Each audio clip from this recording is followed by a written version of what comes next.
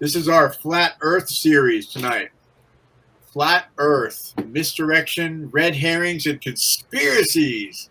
Yeah, baby, I've been reading about this for years. And, of course, we have Ryan Sadler tonight here. Let's get rid of this here. What's up, Ryan? What's up? How you doing, man? Doing great. Good to see you. Yeah, wow, I've been, reading conspiracy stuff all my life. And this was, one of the first books I ever got on Flat Earth. In fact, there's this book, actually. And there's a lot of books about the Nazis, too, in the Flat Earth and the Hollow Earth and all that stuff. But, there's some real die-hard Flat Earth people out there that I've gotten in conversations with. I'm sure you have, too. Yeah. We're gonna kind of break this down as best as we can. And I think it's important that we do this because the reality is a lot of people in the world today, there's a lot of crazy things going on in the world. And say what? Absolutely crazy, yeah. Yeah, there's some really crazy stuff going on in the world. And there's a lot of things that you're finding out that you've known your whole life to be not true or to be a complete lie. Yep. And unfortunately, when you start realizing lifelong truths are lies, you start to question everything.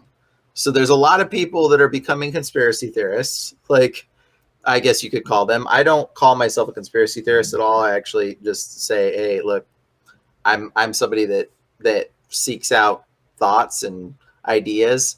And truthers is the term. Conspiracy theories are now. Yeah, exactly. And then theories, but Flat Earth. Yeah. But the problem is everybody's believing all these conspiracy theories, and then what's happening is you just don't know when to stop. Because once you realize the dollar bill that you've been told is a lie, and all these things, and the moon landing might be a lie, and there's all these other things that are happening that might be a lie, that you're just kind of well, where did the lies stop? And you don't know. And unfortunately, it gets all the way to the point where the Earth is flat, and that's a lie too. It's by design. It's by design. Just like the conspiracy theory moniker was created by the three-letter agency to do damage control. And once anything is thrown into the bin of conspiracy theory, it's a bunch of nonsense, put your tinfoil hat on and all that stuff. Exactly. So exactly. So you might think Trump was not elected and the Earth is flat. And then it's like suddenly everything else you've said is devalidated because you think the Earth is flat. Well, you go down that slippery slope of thinking, well, this is not true. Well, that's not true. Well, that's the point, is to make people second guess what they know is to be true. Exactly. And there is people on the top that are pondering to this agenda and sort of pushing it along, where it's people come up with these crazy theories and then they just go, well, this is convenient. Let's make this crazy theory seem more legit. And they push it out. Never let a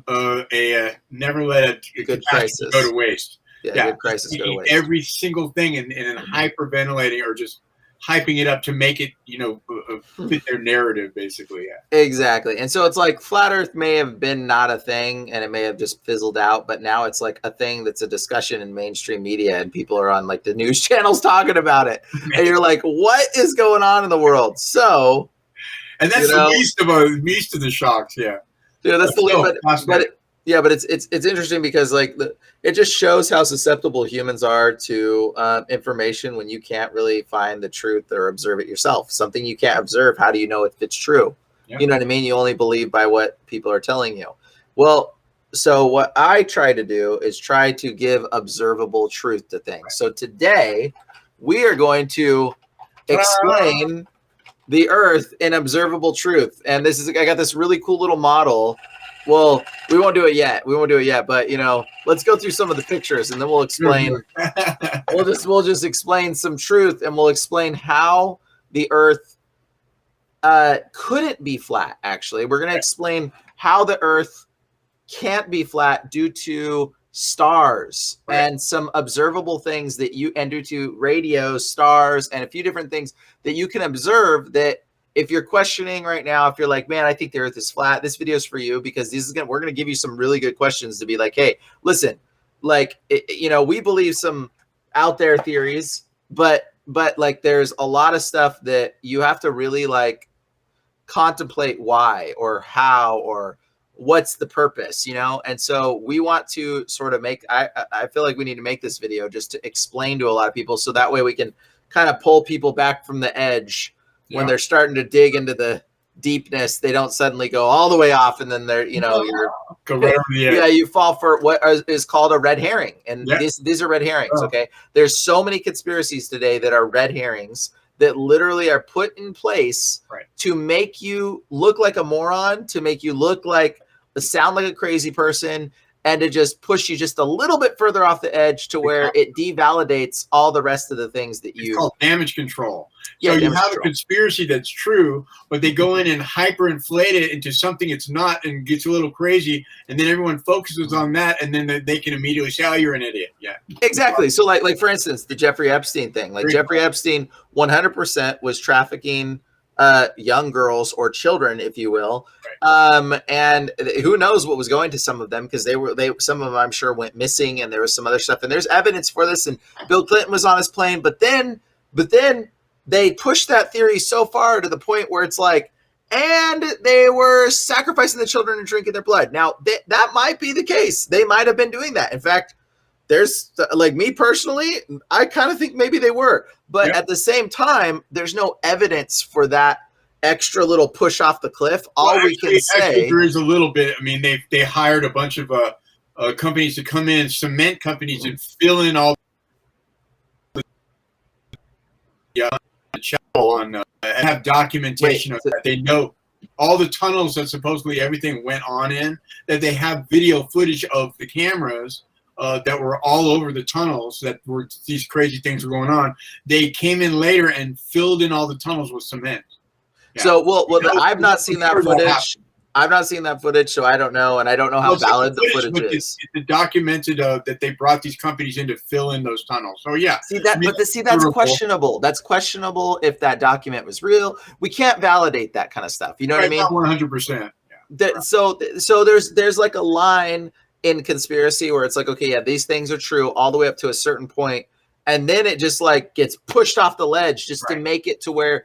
Then they're like, oh, yeah, you believe Jeffrey Epstein was trafficking children. I bet you believe they were eating them and barbecuing them in their backyard, and you just sound like a loon, because there isn't really a whole lot of evidence for those parts of things. So, but it doesn't mean wasn't happening. Right. But it doesn't mean that, you know, we can prove that it was. So it doesn't really, like, you got to find a line of conspiracy, if you will, and make sure that you're not going into the conspiracy realm. I like to think the people that go beyond the point of evidence, that's what I would be like, okay, now you're in a conspiracy realm. Right. But if you stick with the evidence, it's not really conspiracy. Like, I try to stick with the evidence. So I don't really call myself a conspiracy, even though a lot of people might be like, oh, Brian's into conspiracies or whatever. But the reality is I'm not. Like, I'll explain to you what I believe, and I'll explain to you in history where it came from, and I'll explain to you the writings and the information and the people and the video and the stuff, and I'll show you what I believe.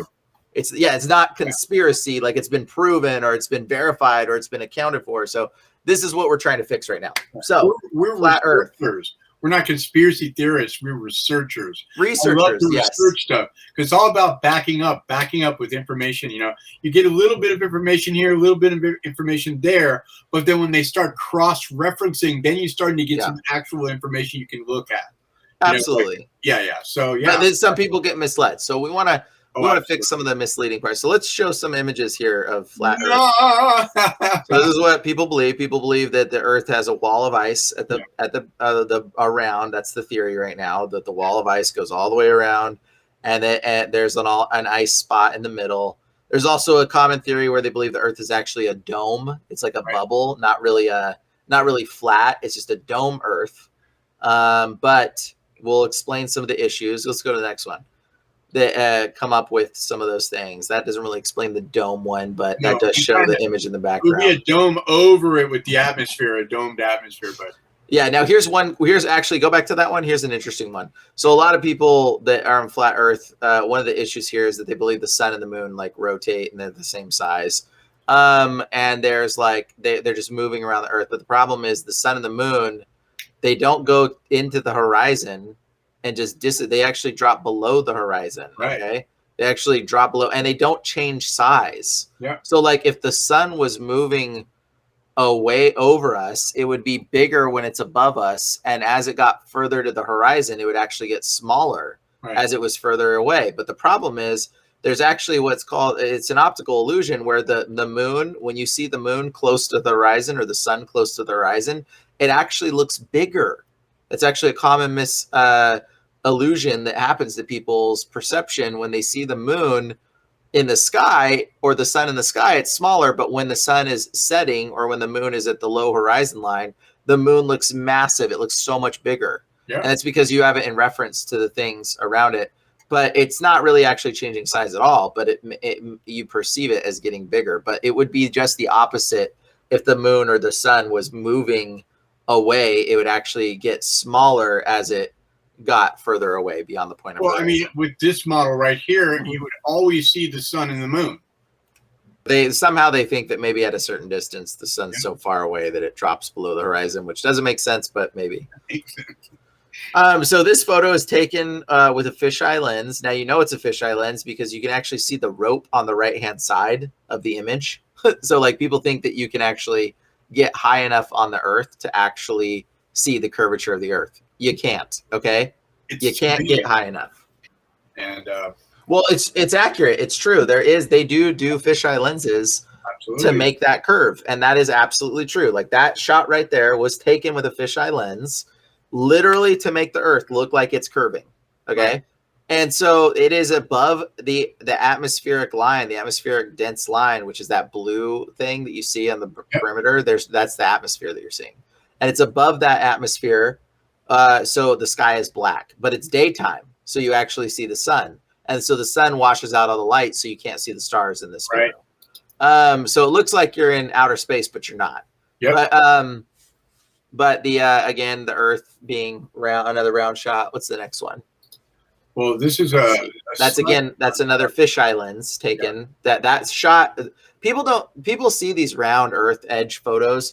That's not really that high, actually. You're only just above the cloud layer. Why would you think you would see the curvature of the Earth? So there is a famous dude, this guy, who jumped. Let's show the other photo. Let's show the photo that they actually showed everyone.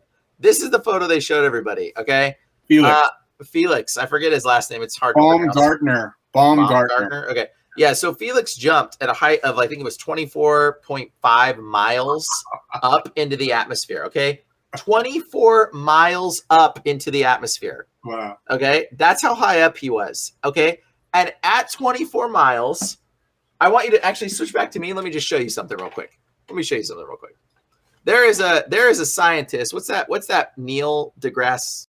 And that dude who jumped out of a perfectly good balloon. What's his name? Felix Baumgartner. He would have been about 2 millimeters above the surface of this globe.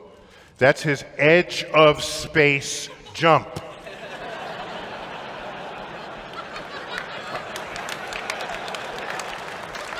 Now, you know, I don't. It's fine. He wants to. I don't have a problem if he does it, but the honesty of it would greatly diminish what I think people thought he was actually doing. And not only that, they made sure to photograph him standing there with a really wide-angle lens, which curves horizontal lines. Right. So in the photo, you see this curvature of Earth's surface, and he said, "Wow, he's in space. Look at that." No, he's not. At that height, you don't see the curvature of the Earth if you are 2 millimeters above this beach ball. You just don't. That stuff is flat. Look at this. Okay, so just so you can have a perspective of what 24.5 miles that he was standing at was, okay, it wouldn't even account to the base of that screw, okay, the nut. He wasn't even that far off. Maybe the 24 miles that he was standing, maybe 2 of those washers, actually probably 1 of those, I don't know if you can even see the washer. The height of the washer, okay, was about 24 miles up. So he was so low to the surface like this.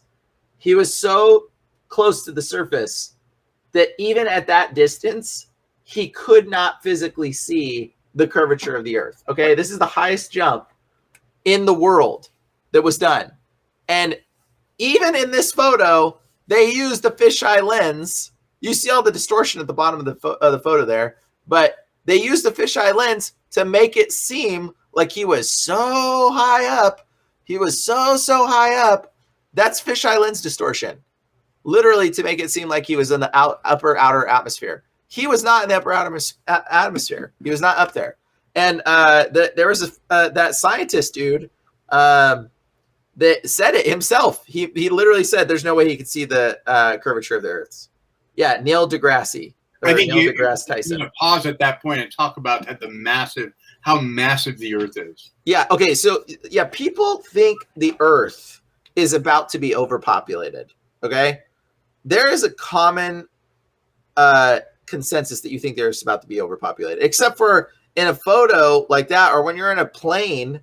You ever looked out of the window when you're in a plane and you just see the vast amount of nothingness when you're flying over? It's not like the Earth isn't overpopulated, okay? You can see that in a car when you're driving and taking a road trip. You're going through the countryside.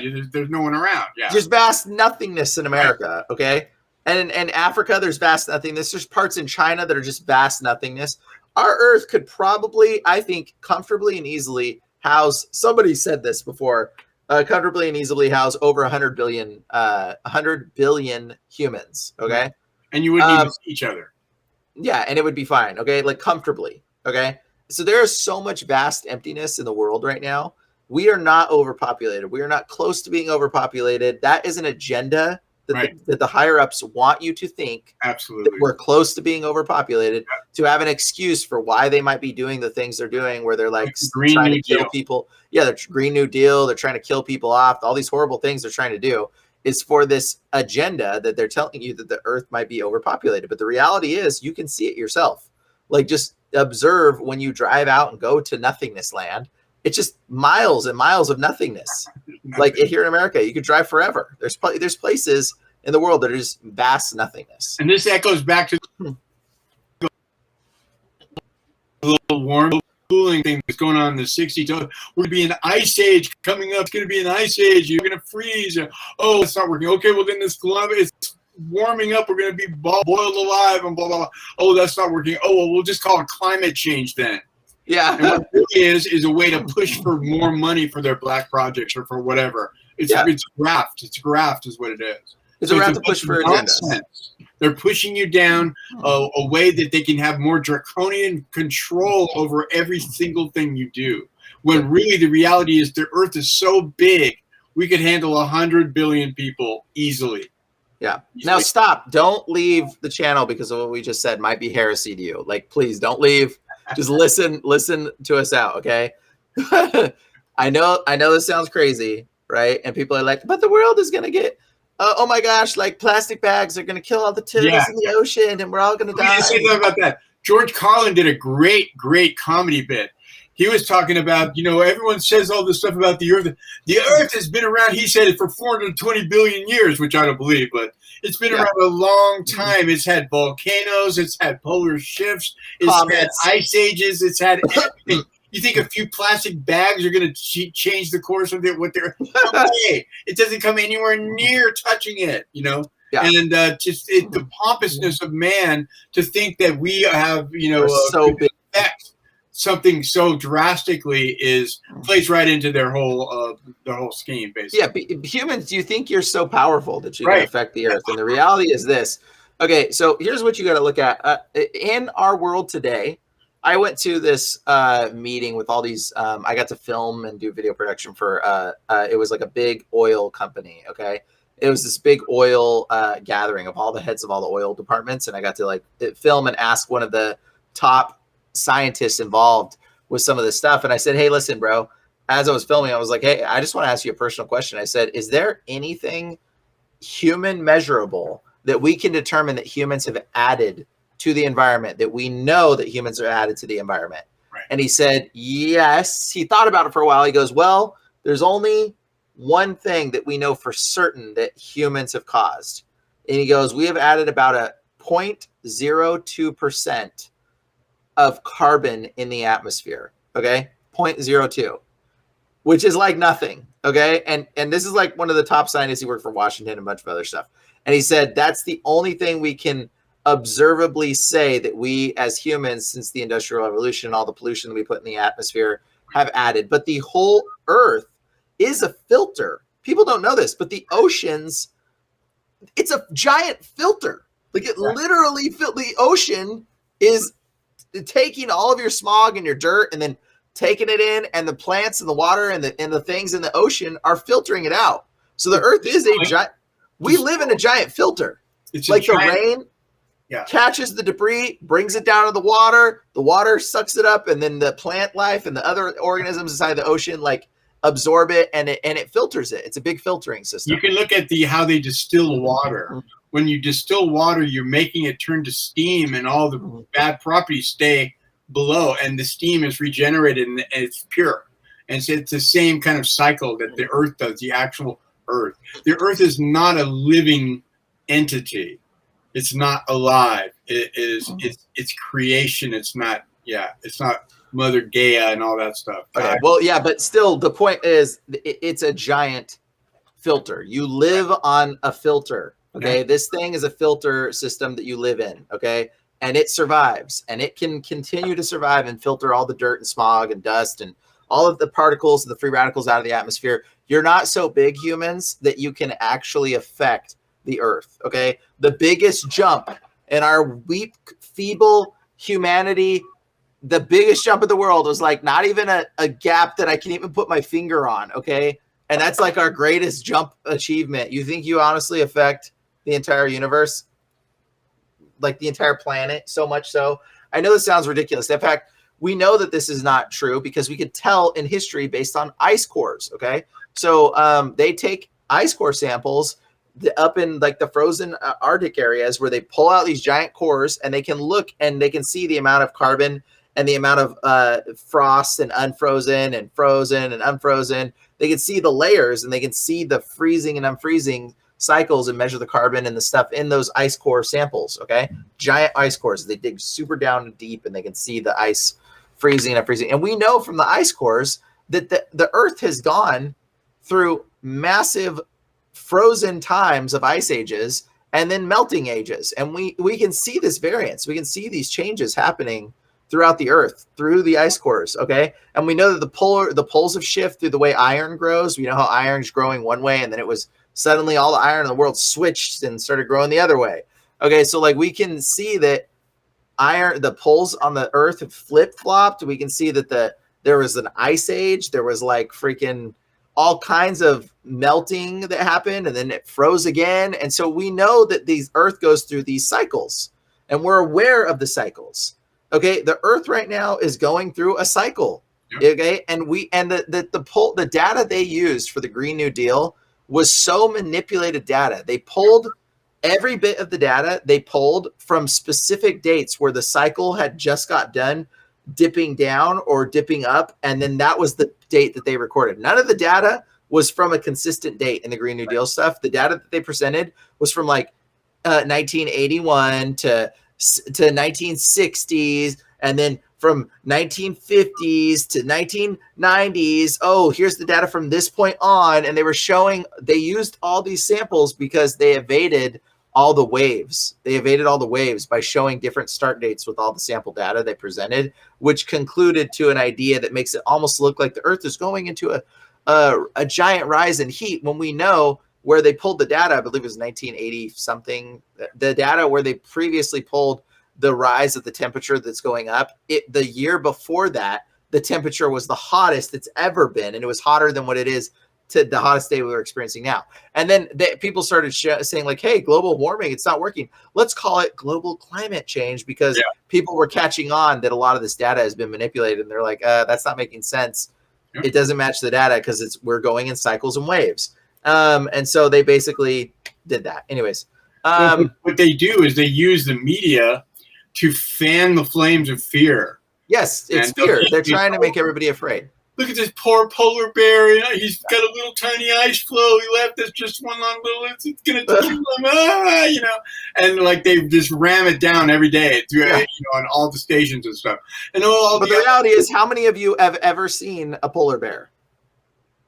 Okay, like you're not going to go over to where the polar bears live to check it out. So you don't even know what the circumstance is. You don't think they're starving polar bear. You don't think they're starving deer in the wild. Okay, that's normal. Yeah. Yeah. So I mean, once again, they take something and they inflate it. Again, yep, they inflate. Fear. They inflate. They take a little bit of truth and inflate it with fear, so that way they can get you to make votes to fund their organizations or their companies that are like, we protect ICE. That's our organization. We're the ICE savers. Okay, ICE savers. We need $100 billion because polar bears, we took a photo of a polar bear that was starving, and it's because we need to do studies on ice. So give us $100 billion so we can fund our ice saving project. And you're like, speaking of carbon footprints, I mean, some of these people that fly all over the world in these giant jets are the ones that are the loudest about, we have to eliminate our carbon footprint, I mean, I won't even say their names, but yeah, I know what you mean. But they're making the biggest carbon footprint with their jets. I totally get what you mean. Yeah, it's pretty ironic. It's very ironic. It's an oxymoron. You know what? Here's another thing about stuff. Everybody's like, electric cars are the best thing in the world. They're so amazing. And, I wish I would have had you pull up a lithium mine. Because because it's more invasive than anything.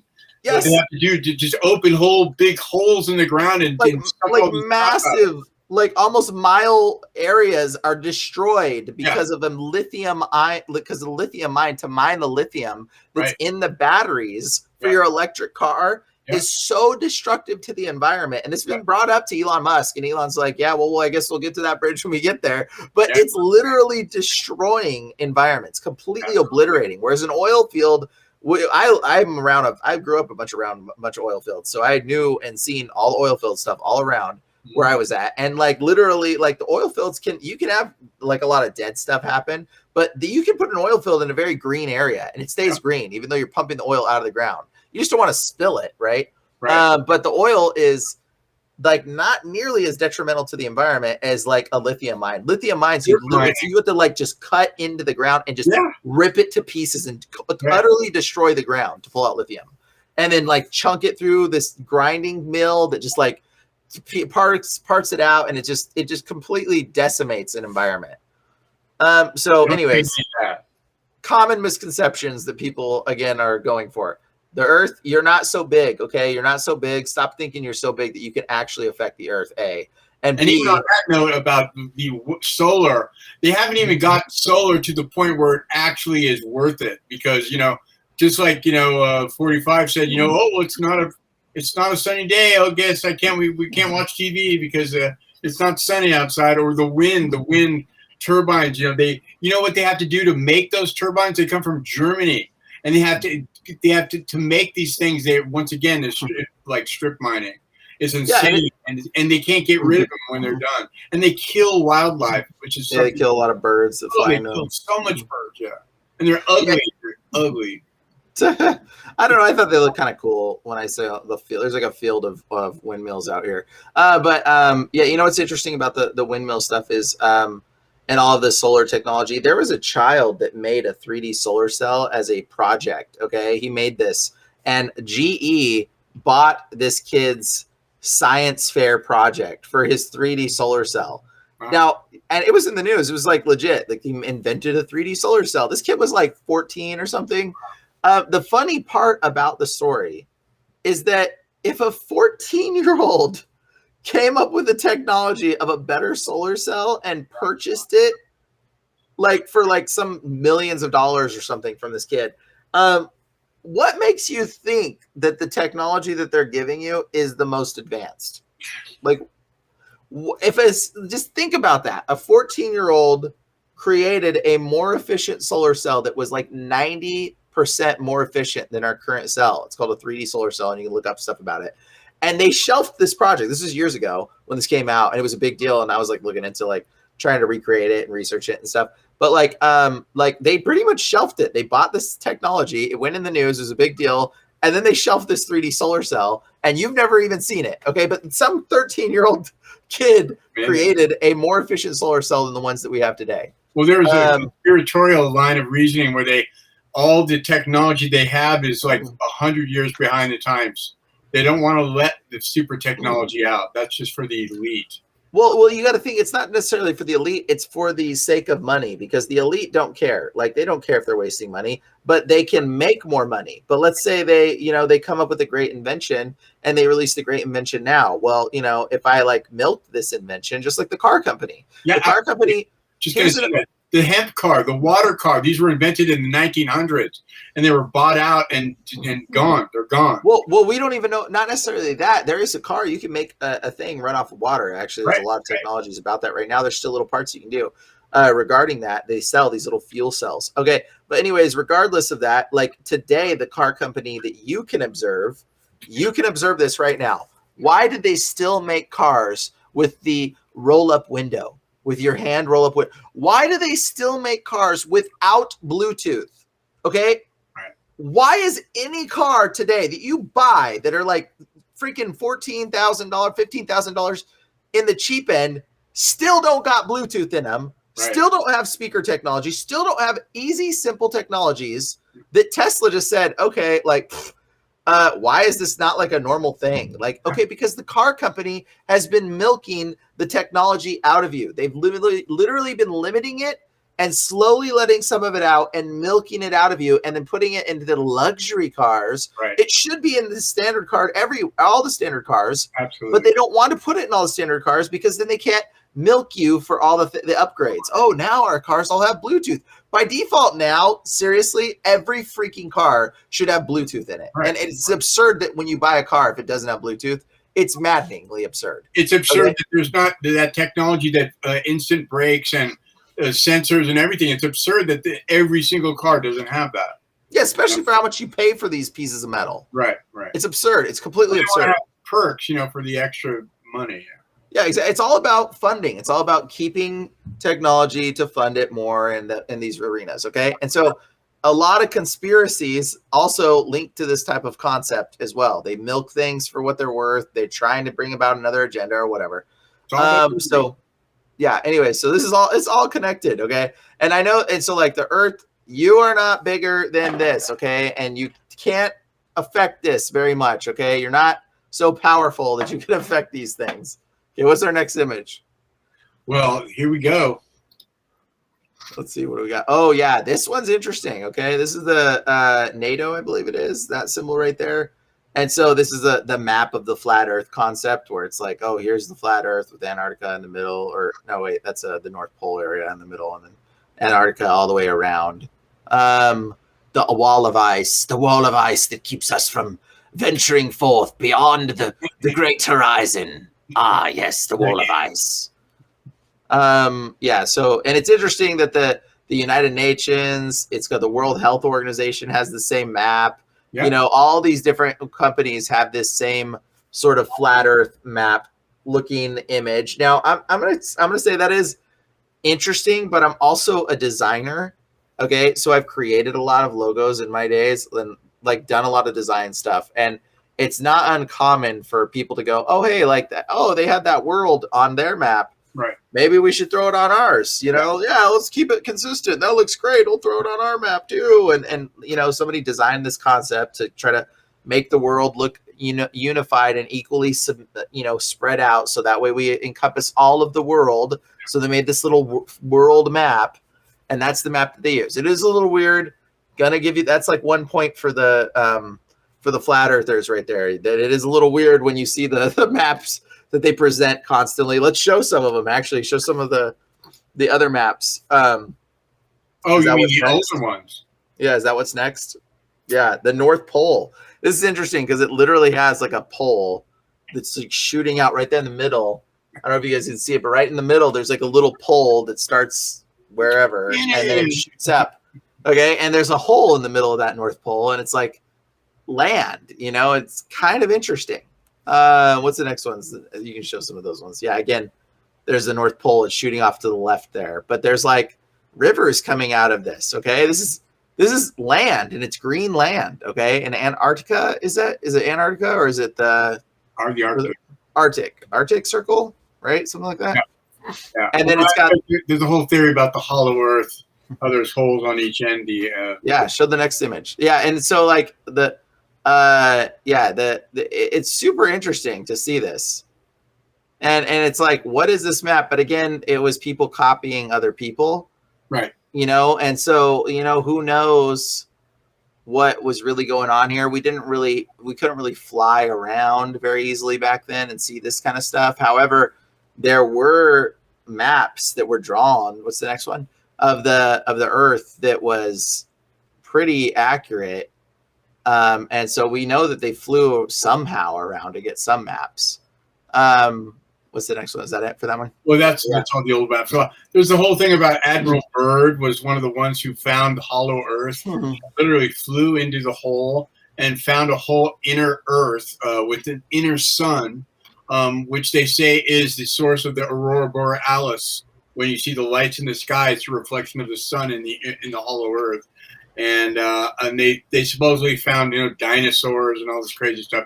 There's a lot of Nazi influence in that whole thing too. Like the Nazis actually hid a lot of certain things at the North Pole. They had there's a I forget the name of the book. They buried a lot of stuff up there, and there's always been a series of governments that have kept people away from it.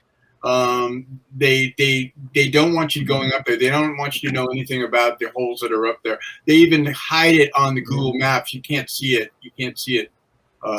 There's some rare photos that got out that they try to take down, but yeah, then that's a whole nother, you know, bag of worms right there. But it is, you know, and you know what, I will show you something about Antarctica that I find again, for the flat earthers out there. Here's a piece of evidence for you. It's a little weird. So what you can do, if you go to Antarctica on your Google Maps and you type in beach, okay? I'm just doing it on my iPhone. Let's see if I can show you. Antarctica beach, okay? So if you type in beach in Antarctica, you will get a very, very weird result, okay? Antarctica beach. Because everybody tells you Antarctica is full of ice. It's full of ice, okay? There is something weird about Antarctica, okay? It doesn't mean that this is like, look, so like, I don't know if the camera can focus on this. But check this out, okay? So if you type in Antarctica beach, okay, right? And you zoom in, look at this.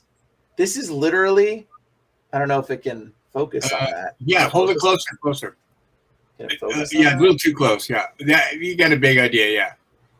Okay, look, this is in Antarctica. Okay, wow. This is a beach, and then there's like jungle looking. These are images in Antarctica. Yeah. I'm not even kidding. Like, go to your phone right now and type in beach Antarctica. Okay, wow. And it's a beach. It says beach. It's like literally. There's a few different beaches. Okay, let me read you some of the names of the beaches here. Flamingo Beach. Danco Coast, okay? Playa Corcus, I can't even say it. Half Moon Beach, John Beach, Whalers Bay, Arcutino Beach, I guess. I don't know. Half Moon Island. There's beaches. It says beach. So, you know, a beach could just be like a pebble of rocks, could be technically considered a beach as well. But it's interesting because the images, when you look, it's like all ice, ice, ice, ice. But then if you start zooming around and you turn it to satellite mode, right, to look at some of the stuff in this area, it gets a little weird. Like they literally are like, it starts patching parts of the satellite in ways that you're just like, why is it doing that? That's very strange. So there's so much deception. There's a lot of deception. There's something going on in Antarctica. I don't really know what. Yeah. Okay. It doesn't mean that the Earth is flat. I will tell you that there's something weird. Again, there's another point for flat earthers because. Well, you know, it's like the whole thing about the Iceland and Greenland, where Iceland is very green and Greenland is full of ice. Yeah. There is some kind of weird deception going on with some of this stuff, and it doesn't really, and I don't really know why it's there. I don't know what's going on. There's also some patches. If you look at Antarctica Beach, once you start looking around at the Antarctica stuff, they name things like there's a spot in Antarctica called Rothschild. Okay, it's just called Rothschild, which is like one of the richest bankers in the world. There's another spot that's called one of the other, rich people's last names, like the major bankers. There's parts in Antarctica that are named after rich bankers, and it's on Google Maps. And if you start looking, you're going to be like, what the heck is these names doing in the middle of supposedly it's an ice sheet. Yeah, there's all kinds of articles I've seen of all these politicians have gone to Antarctica. They've even posted going to Antarctica for an event. I know that. And so, but they tell you in school that Antarctica is just all ice. It's all ice. Well, no, it's not. There's people there. There's habitable stuff. There's plants there, apparently, according to some photos left on Google still. And now after this video that I posted, they're probably going to take that stuff down. Who knows? So look at it fast while you can. But yeah, there's stuff going on in Antarctica. It's a little weird. And then there's these domes. If you look with the Google Maps on satellite, and these domes you'll find in the snow, and all of these domes are named something. They're like these weird ice looking domes. And it's almost like, are those structures? You can't really tell. It's weird. I don't know what's going on in Antarctica. There's some weird patching stuff going on in Antarctica on the Google Maps. But I will tell you, it doesn't mean the Earth is flat. It is unusual. And who knows? And it may not even be fully consumed of ice. Like there's obviously photos of green islands and like plant life and farming going on there. There's a photo of a farm. Hey, come on. There's a photo of a farm in Antarctica. Okay. There's literally so clearly they can grow food there in parts of Antarctica, in some parts. Okay. Doesn't mean the whole thing isn't still mostly ice, but it doesn't mean there isn't parts that are unfrozen at some times of the year or not. So anyways, we'll continue forward. What's the next stuff that we got? Well, now we're going to get into the patterns of stars. Okay. So here is one of the biggest things of explaining Earth. So before we get into stars, let's discuss this. Yes. Okay. Let's get to this now. So let's go full screen here. Okay. So what I would like to explain, check out this handy dandy model. It emulates the sun. And so you can actually see the Earth spinning, and you can see even eclipses happening, because like the moon will go right in front of the sun like that. And so that's like an eclipse. Okay, so one of the things I want to talk about the world and how amazing it actually is. And before you turn it off and go, this guy doesn't believe in flat Earth, he's an idiot. Okay, no, I'm pretty observant. I've contemplated this flat Earth thing for a while because I've had a lot of friends come to me and say, "Oh, bro, the Earth's flat."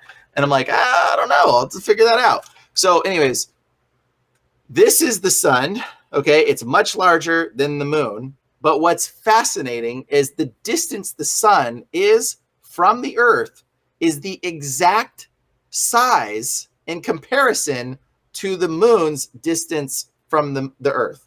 So basically, the sun and the moon are the exact same size in the sky, even though the sun is much bigger and much further away. Isn't that awesome? Okay, that's like a sign to me that something intelligent created us. The moon always rotates and faces the Earth as it spins. You never have seen the back of the moon. That dark side of the moon, you ain't ever seen it, okay? There literally is a dark side to the moon, and we'll talk about the moon here in a minute a little bit more, but we've never seen it. It rotates at the same rate that it faces the Earth. Now, it could be due to gravity, and maybe one half of the moon is heavier, and that's why it rotates at the exact speed and the exact spin as it's spinning around the Earth, but that's what it does, which is pretty freaking phenomenal, okay? Now, let's explain winter and summer effects, okay? So the Earth right now is at an angle, okay? Actually, let's talk about, I guess we could talk about stars first, and then I'll explain the thing, because this is something you can observe now, okay?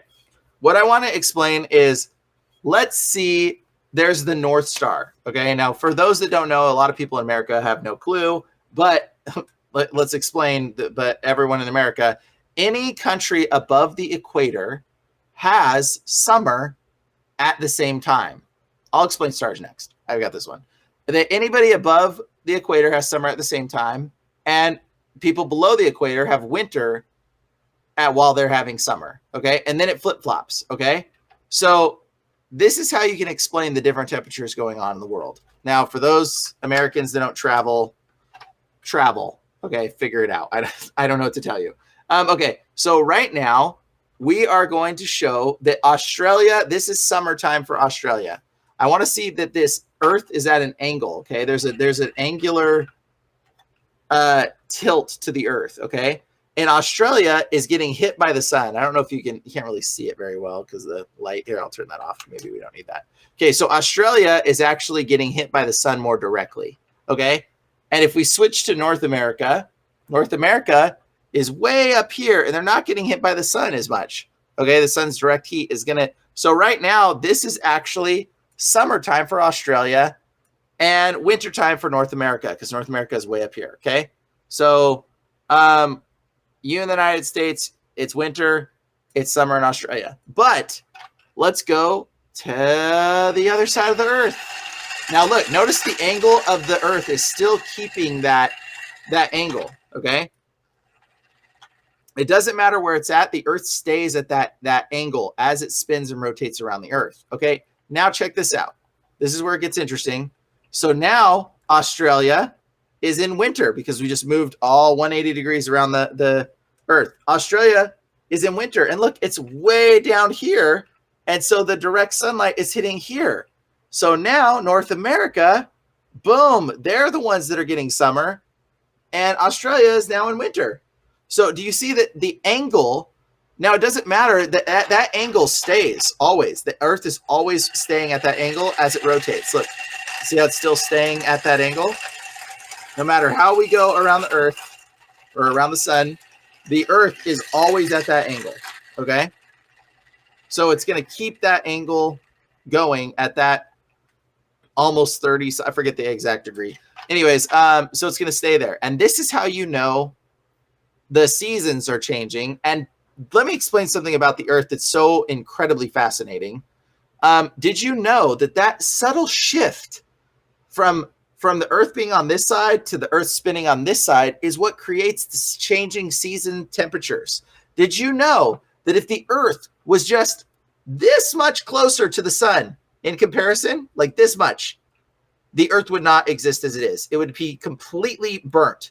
And if it was just this much further from the sun, it would be completely frozen. Okay, we are literally in the Goldilocks zone of hot and cold, to where just the angular shift of the Earth being hit by a different portion is just enough to have ice and melted ice and burnt dry lands all at the same time on this Earth.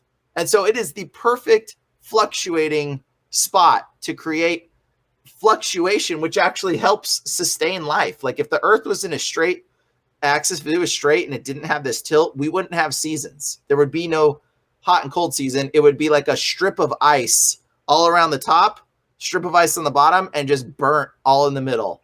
Okay, there would be no awesome changing temperature things. It would just be burnt. Okay, like and then frozen, burnt or frozen. And right between the burnt and frozen lands, maybe you'd have some green, maybe, but I don't know if without the fluctuating seasons and change, I don't know if it would work. And did you know that the moon actually creates the tides on the Earth so perfectly when it goes around?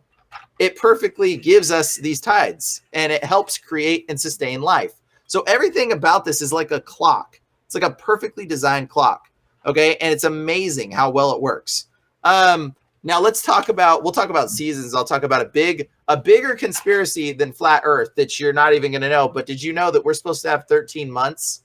And we'll talk about that one in a second. Let me finish this one. Let's talk about the stars, actually. Okay. Hang on, because the last one part of this conspiracy is going to be very interesting for you. So stars, everybody in the northern hemisphere can see the North Star. Okay, everybody above the equator, you can see the North Star in the sky. Now, what you're seeing, I don't know if we can really imagine it. Maybe if I let me see how I can get this to work. Okay, let's see if the Earth is pointing at this little shiny right here, okay? It's the little center of the A, actually, okay? That's the North Star, okay? Now, the Earth in the northern hemisphere is pointing at that North Star, right? Now, it doesn't matter where you spin the Earth, look, it's always pointing at that North Star. See, look, it's still pointing at the North Star. So it doesn't matter how it moves around the solar system, it stays pointing at the North Star. And so what happens because of that result, we can observe this with our own observational eyes, that stars rotate around the North Star. The North Star is actually the exact angle that the Earth is pointed at. So the Earth's pointing from its rotational angle to the North Star, okay? And all the stars in the sky rotate around the North Star, okay? Now, what happens is we get these things called star trails. Here, show that image of the spiraling star trails. That is the North Star. It's Polaris, okay? And this is the star trails. And the star trails, this is time-lapsing, showing the stars moving in the atmosphere. Now, no matter where you're at in the world, the North Star will always be in the same spot, wherever you're at, and all the stars will always rotate around that North Star, okay? And that's what it's going to look like no matter what or where you're at in the universe. So show the other one of the rotating one. Yeah, like that. And so it doesn't matter. Like, you'll always see the stars rotating around. Okay, except if you're on the equator, okay? Because if you're on the equator and you look at the stars, they're going to look a little bit different. They're going to look like lines like this, okay? Because when you're on the equator, you're not seeing, you can't, your vision is the sort of spiraling points are just on the edges of your horizon, on both edges of your horizon. So the spirally point that circulars around the North Star, and the one at the bottom that circles around the south, I'm sure there's like a constellation in the south point. I don't know what it is. But there's like some constellation in there that it kind of circles around a point or a spot. It just doesn't happen to have a star at the exact point where it's circulating around. So either way, you'll see the spirals on the south side, but you don't see the North Star. So you can show the other one. Yeah, that's kind of what people see. Anyone on the equator, when you do star maps, you see lines. Okay, go back to here. I'll show the model in here.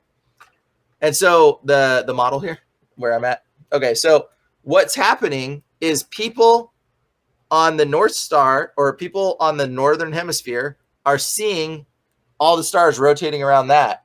Whereas people on the equator, so any country on the equator, if you Google any country on the equator, Google star lines or star photography or motion or what's it called? Time-lapse star maps for any country that exists on the equator. And the star lines are going to look straight. They're going to just be straight lines, because that's the point. Their observational view at 180 degrees out, you're just going to see all of the stars going like this across your sky. Boom, boom, boom. You're just going to see them all. Okay. And that's what the people on the equator will always see. And the people on the south side will see spirals, but going in the same direction, but just a different constellation of spirals. And the people on the north side will always see the North Star, and they'll see the stars rotating around that North Star. So that is how did I explain that worked very well in my explanation? Oh, absolutely. Very clear. Okay, cool. So that's how you can yourself determine if the Earth is round, just by looking at the stars and seeing the way they rotate. Okay. If it was flat Earth, you could not see, you would see all of it. You would see the circular, there was the stars wouldn't be different, and the star lines wouldn't be different for anyone else. Yeah. And it would all be a spiral. Everyone would see a spiral. It completely debunks it. Yeah, everyone would see a spiral if we were rotating as a circle, or everyone would see lines. Like it wouldn't be the people on the equator can see the lines happening, but the rest of the world see spirals, like on the bottom south. So, and you can just Google these photos and look at star maps for people in different parts of the world and kind of figure it out. Now, you might go into the point where you're like, well, I believe the Earth is flat because blah, blah, blah, the conspiracy. And it's just even a greater conspiracy. And they're tricking people's camera lenses to see lines when they like, I don't know at what point the conspiracy stops. But I will tell you, you ain't ever seen the dark side of the moon. And that's a pretty interesting conspiracy. And another thing that's even more interesting is the months. And we'll get to the moon in a little bit here in a second more. But the months that you believe are months. This is a greater conspiracy that I haven't quite figured out yet. What does sept mean? September. Yeah, what is the word sept? The prefix sept. It means 7. Right. Okay, what does oct mean? 8. 8. What does 9 or nin or no mean? Yeah. 9. Okay, and then what does deca mean? December. So September 7, October 8, November 9, December 10. Deca, okay? But wait a second, I thought December was 12. Right. I thought December was the 12th month of the year and the end of the calendar year, okay? Here's where it gets really weird, all right? December is supposed to be 10, but it represents 12. The first month of the year is actually April. Yeah. Okay, and we actually have 13 months that we are of identically 28 days with one extra day, which is 364, and one extra day, which represents the resurrection of Jesus Christ or whatever you want to call it in the starting point, that makes the 365. That's the first day. So it's April, okay, May, June, July, August. The missing month is actually called sextuple. It's kind of a weird word. And it's the 6th, okay, month out of the calendar. And then September is 7, October is 8, November is 9, December is 10, January is 11, like February is 12, and March is 13. March has been renamed. Augustus Caesar renamed August from pentuple, and then Julius Caesar renamed July from quadtuple. So it was quadtuple, pentuple, sextuple, September, October, November, December, January, February, March. So that is, and get this. You know what? You want to know what the first day of the year is? The first day of the year, that extra day, it's April 1st. April 1st. And you know what we call April 1st? April Fool's Day, because you're a fool for believing a calendar that makes absolutely no sense when the reality is the moon, okay, operates on 28-day cycles.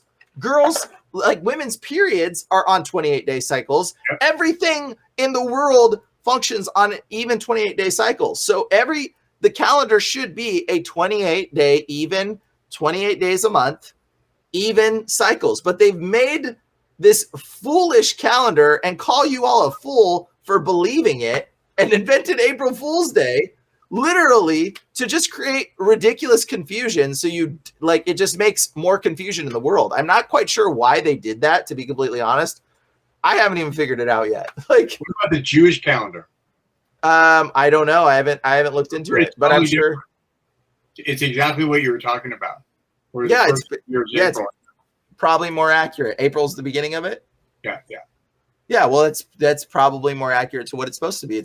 We're supposed to have 28 days. That's why we have 28-day cycles of everything. Like in nature, like it's just like, duh. We're supposed to have 13 months of 28 days, but yet another thing that just makes your head explode when you think about it, just like because you've heard these things all your life, you know. Yeah, but people are caught up into conspiracies of ridiculousness and lies and delusion, and you're misdirected to like believe in flat Earth when you don't even question the freaking calendar that you function on. Right. You know what I mean? Like April Fool. you April Fool. You literally are being called a fool, and they mock you. Okay, they literally call everyone a fool. April Fool's Day, the day that represented the resurrection of Christ. Originally, the first day of the year, they call April Fool's Day. Wow. April Fool's, surprise! You're a fool for believing something that is completely wrong. And the world is like that, and so many things in the world are like that. And they've given you so many red herrings. They've told you, here's this little, you found this little bit of truth. Now let me just push you off all the way. And then now you're just like into this sea of lies and deception. And then it's like and then they push you to avoid the real truths that are much more prominent. Right. Well, it's all about misdirection. Absolutely. It's about misdirection. And it's all about lying and deceiving people and making money in some ways, or, you know, the ultimate goal. The reality is this: I don't think that there is some secret group of people at the top that know what they're doing, that rule the world. Okay. It doesn't really work like that. Okay. Because slip ups happen still in the world. Oh, yeah. Like President Trump got elected. I'm pretty sure that wasn't intentional. I'm pretty sure they did not mean for that to happen, but they made the best of it, right? They let the circumstance happen. He got elected. It blew him out of the water. What they thought that they could do. They fixed the rigging for the next one, apparently. But because I have no clue how Joe Biden is even functioning as a human being. Like, and if you think Joe Biden is a functional human being, I'm sorry, you need to just watch. 81 million votes, and now they found out his Twitter following is only half of what it is. Yeah. Oh my gosh. The Twitter followers, the Twitter following alone is hilarious because they did the audit of his Twitter account. They did the audit of the Twitter account, found out a lot of the Twitter accounts were fake because Elon was going to buy Twitter. And then they did the audit of Joe Biden's Twitter account and found out that over half of his followers were fake. Come on, man. How do you rationalize half of the followers of this obscene, ridiculous, senile old man like being completely fake in comparison to the 80 million something that Trump had? Like, it was just like corn pop was fake. Dude, exactly. And then we can talk about other things like time travel. A lot of people like to talk about time travel and they think the Mandela effect is real. Since we're on the topic of Trump, let's talk about this one a little bit. There's a book, okay? There's this book called The Last President. Have you heard about it? Yeah. The Last President, the Adventures of Baron von Trump. And it was written like 1700s or something. 14 when? It was 1700s, 1700s, yeah.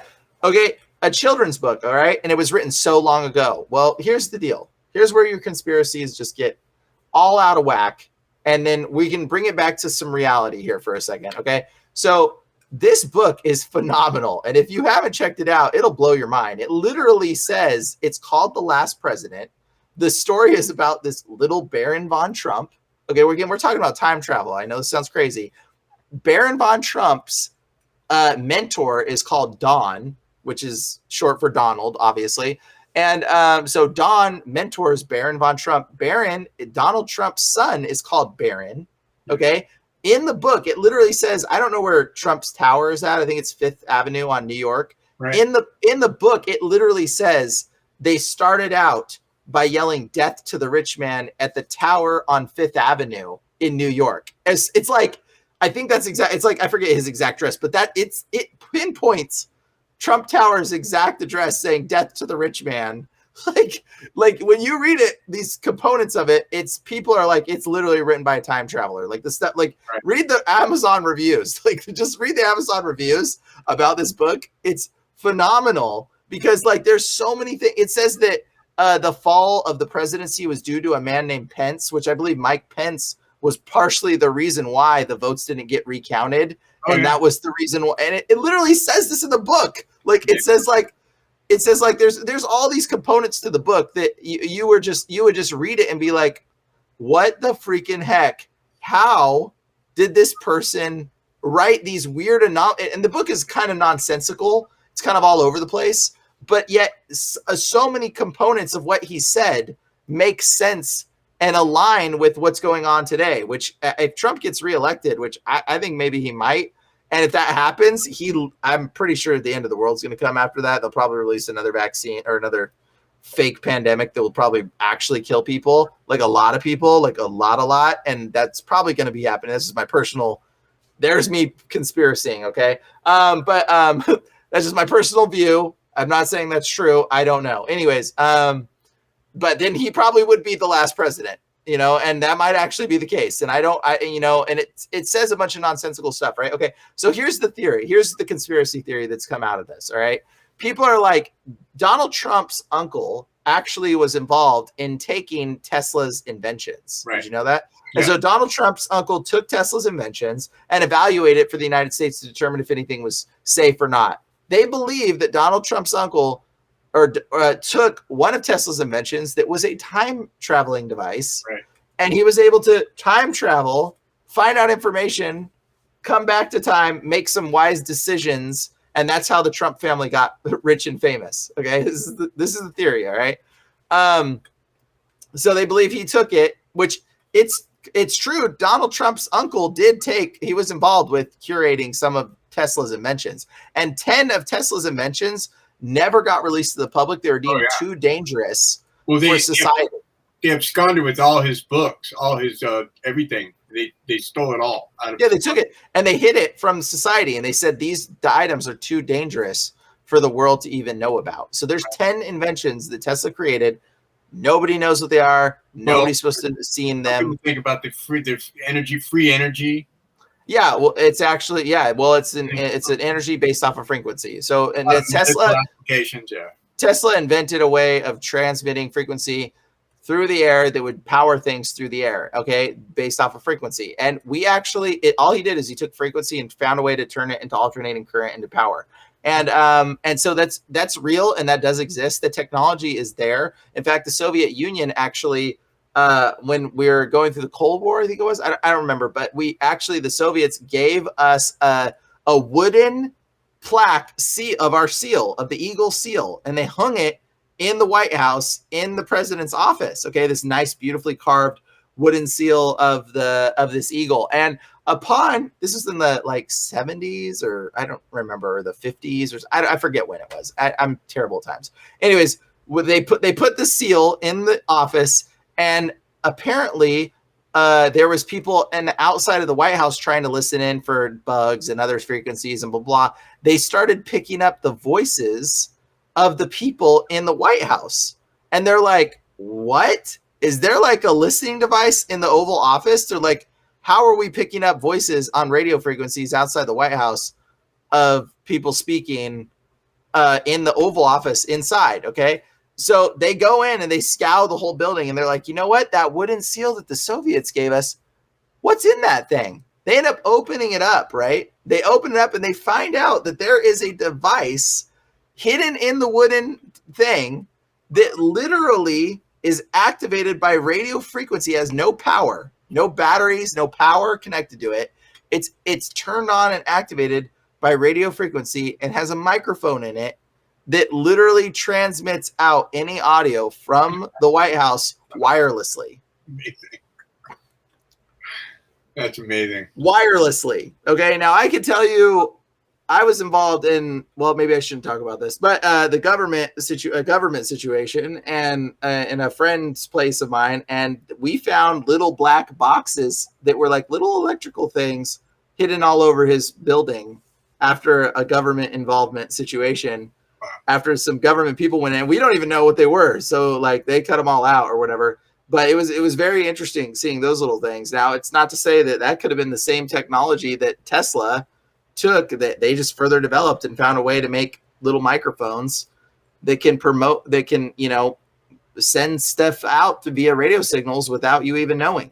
Yep. And they don't need power. That's the crazy part. And so Nikola Tesla created stuff like this, and he had a thing for this. And this is one of the things that the government never released. Okay. Yep.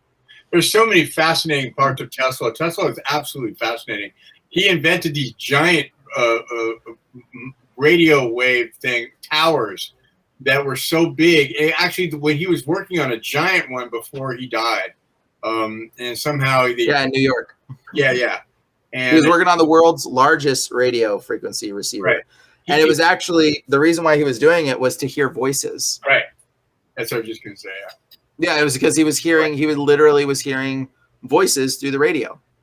And so he actually, this is before any radios were ever invented. Right. He was actually tuning into radio frequencies, and he started hearing voices speaking in a language that he did not understand. And Edison got wind of it, and he created what you heard of called the spirit phone. Okay, so Google Spirit Phone and Crystal Radio. Right. So there was kind of a competition. He was like, whoa, well, Edison can pick up and hear these spirits talking. Well, I am going to make a device where you can talk back to them. So he made a spirit phone. Right. And was trying to communicate back to the spirits. Now, it's interesting because this wraps around to the original theory we never finished about the dude that was the time traveler, right? Okay, we got off a tangent with Tesla. Okay, the time traveler dude that wrote the book, The Last President, time travel. They think that Trump time traveled. Okay, that's the theory. All right, you're so but the problem is that's a conspiracy, and you're so far out there. It's there's not a whole lot of thoughtful evidence. Now, there is a better thought. There is a much better conspiracy, if you will, or thought of perspective, and you can take it from the Bible. Okay, I know this sounds crazy, but there's a better explanation. Okay, The Bible literally says that when we prophesy in part, and we know in part, but only God knows in full. Okay? So here's the better theory. This is my personal theory on this one. I think it's much better, though, than time traveling Tesla stealing inventions, because time travel I don't really think is feasible. I could get into the explanations of how it's not feasible to go back in time. You could theoretically go forward in time, but it's impossible to go back in time because everything is actually happening at the same exact moment. You're just perceiving things at a very slow rate. In time. Yeah. So time isn't a real thing. Okay. So you can't, your perception is what it is that you're perceiving. And there's no way to look in your perception backwards, but you can look forward. So there essentially is a way to time travel forward, not a way to time travel backwards. But it's complicated to get into that. But here's the better theory. The better theory is this. The dude that wrote the book had prophetic dreams from God, okay? And he didn't know what to do with them. He didn't know how to process this prophetic dream of it'll be the last president. So he just started writing a book, and he just wrote this children's book and put in these jumbled random nonsense with all these prophetic components and these prophetic dream stuff that he just started writing into it. And then he released this book. And he wasn't saying he was a prophet. He wasn't going around saying I'm a prophet because he didn't even know what to do with it. He probably was having these dreams of these words and these things coming to him. And he was just like, dude, I got to write this into a child's book. So it's a children's storybook.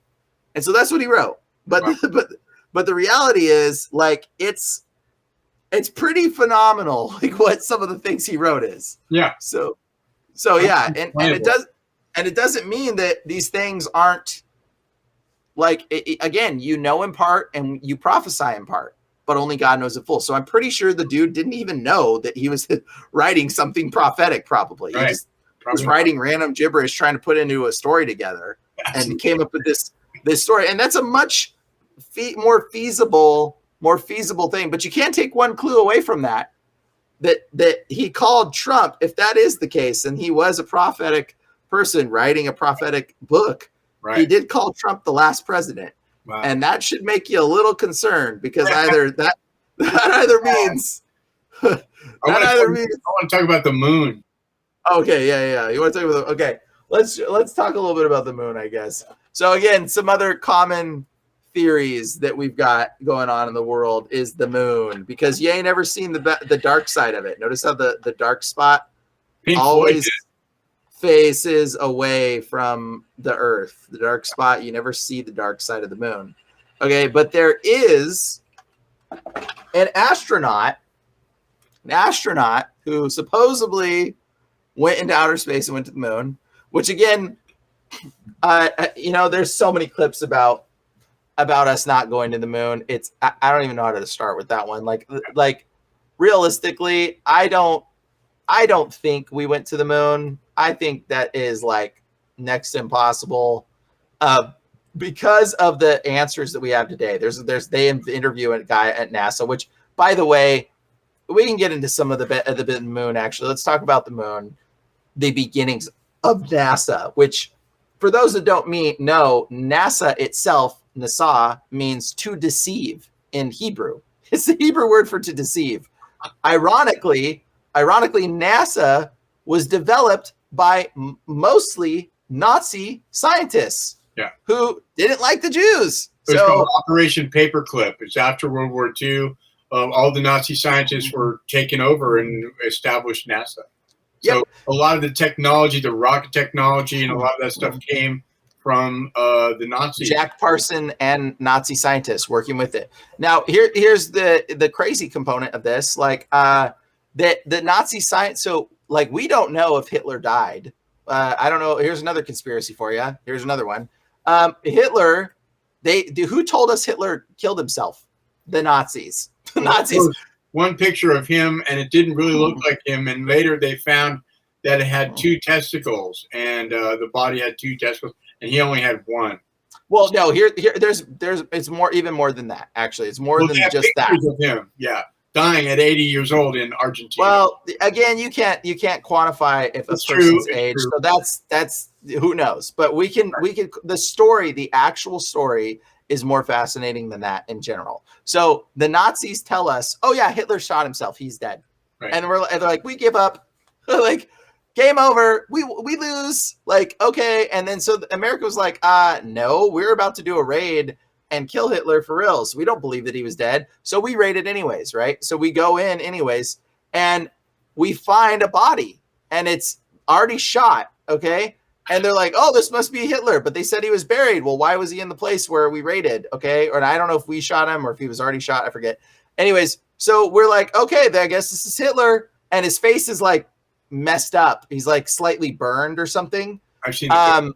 Yeah, and so they're like, oh, I guess it's Hitler, and it's a lookalike. They find out it's a lookalike. They compare his teeth records. They're like, this isn't Hitler. Right. Why? And so you got to wonder, why would they have this lookalike in his spot where he normally is at if Hitler shot himself and is already killed?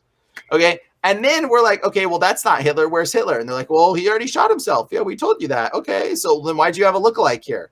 And then to act like it wasn't him. And so they raid his other compound. And they find another person, another lookalike, they find out. And so you're like, wait a second. It's almost like America was trying to allow our American troops and everybody involved, to pretend to find out that it was Hitler. Twice we did this and failed. Okay, twice we found lookalikes. There were already people that looked like him that were dead, placed in places where we knew he was at. Okay. And in weird strategic spots that was just very obvious. So it's almost like they planned it or America planned it. And unfortunately, Americans that were researching it didn't buy the bait, and the word didn't get cut off. And they ended up saying, hey, yeah, that wasn't him.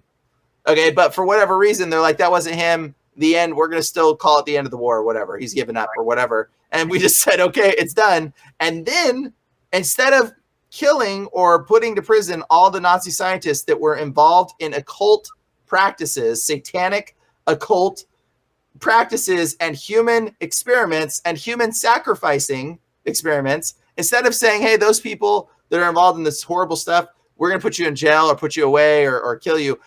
We hired them. We hired them not just to normal positions, to some of the highest paid and the highest consulted office positions throughout America. We literally hired them. And the UN was actually Hitler's original model for how to unite the world that he was going to build. And the man that put it together was one of Hitler's right-hand men that was hired that built the model for the UN. Right. Like, this is not a conspiracy. This is not. You can actually look this information up. It is very. There's another book. It exists.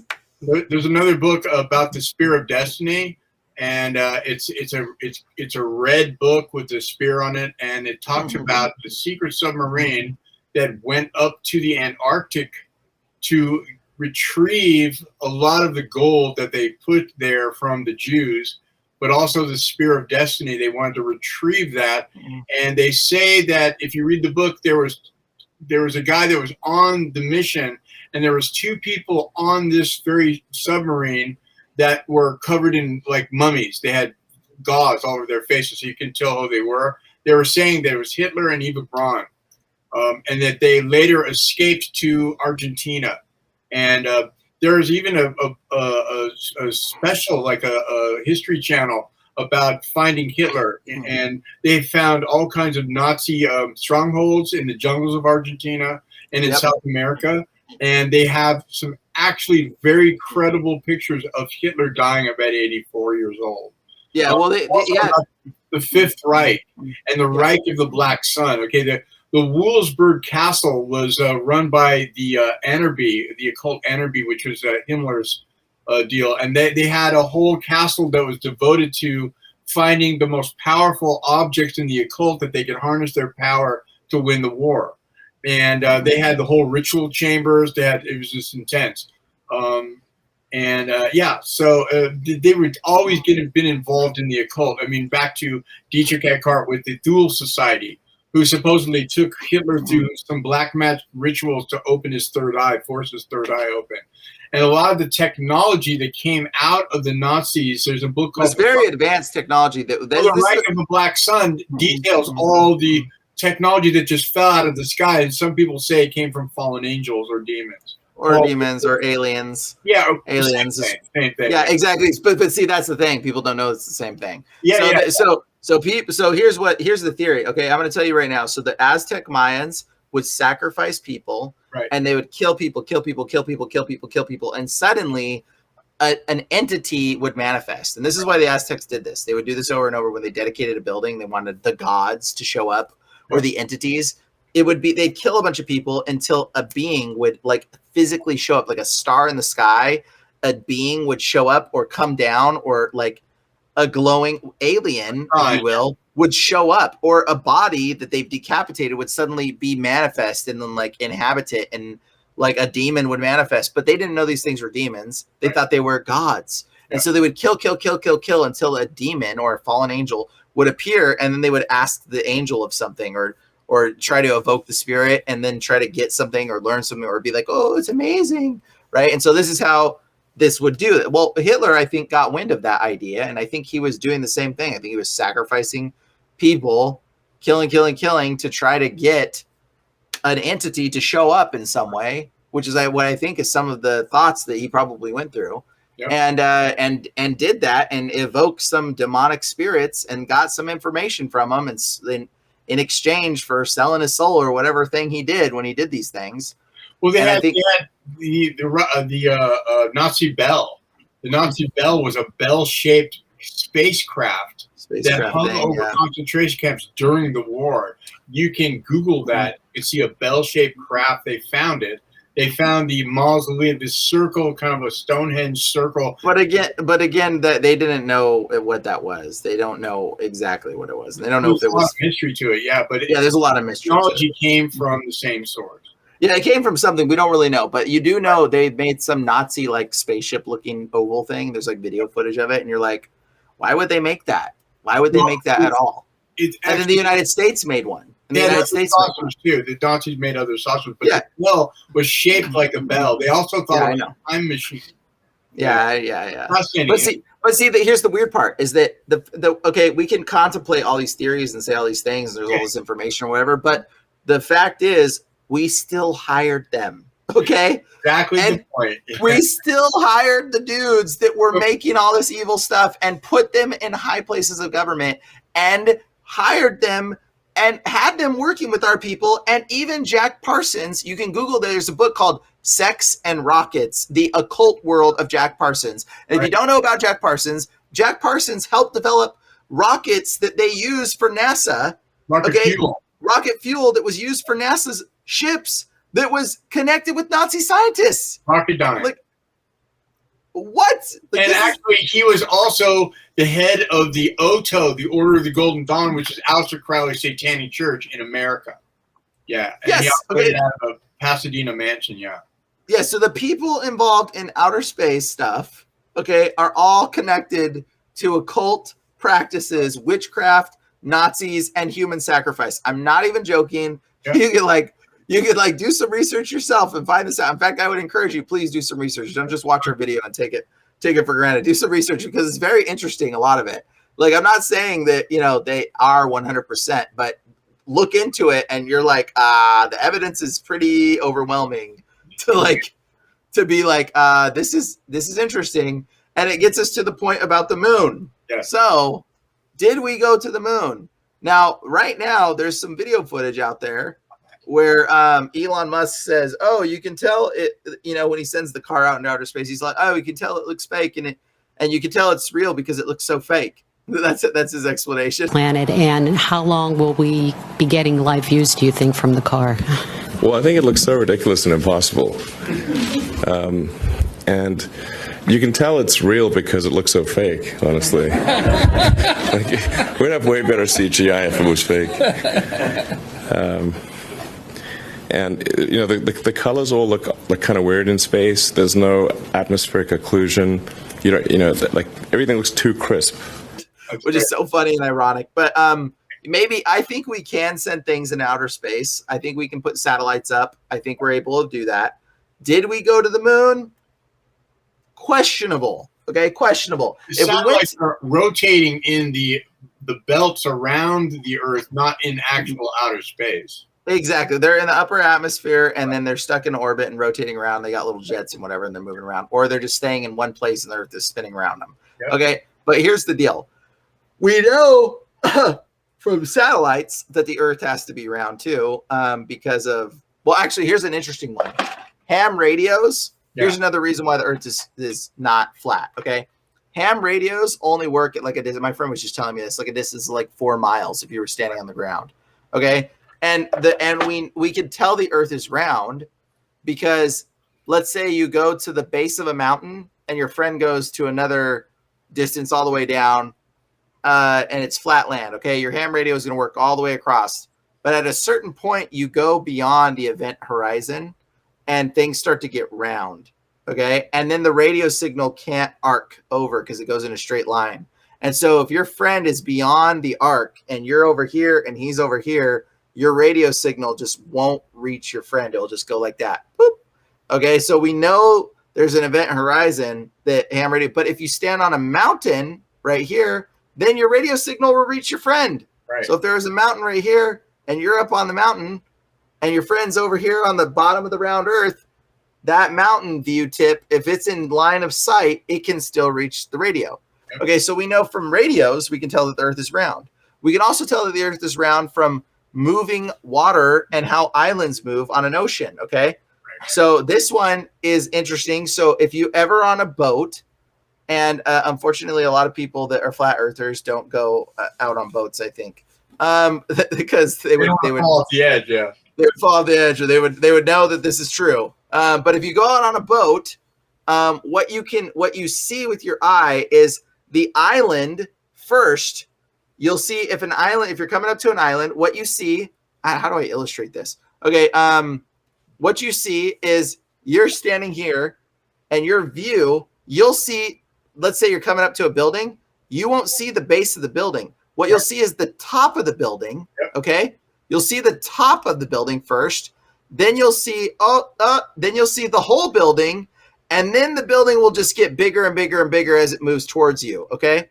That's because once the top of the building is above the event horizon, yep, then you start to see the whole building come up. And once the whole building is beyond the event horizon, or the whole island, then the island gets bigger. Now, if the Earth was flat, you wouldn't see the island going further away and then all of a sudden dropping lower, because it's going farther away from you, and then all of a sudden it's going under the event horizon. Right. If the Earth was flat, then the building or the island, as it gets further away, would just get smaller and smaller and smaller and smaller and smaller and smaller and smaller. It wouldn't go down. It wouldn't go below.